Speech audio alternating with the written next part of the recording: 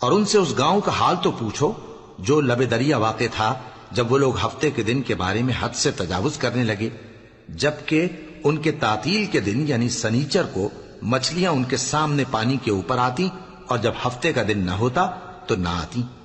اسی طرح ہم ان لوگوں کو ان کی نافرمانیوں کے سبب آزمائش میں ڈالنے لگے۔ اور جب ان میں سے ایک جماعت نے کہا کہ تم ایسے لوگوں کو کیوں نصیحت کرتے ہو جن کو اللہ ہلاک کرنے والا یا سخت عذاب دینے والا ہے،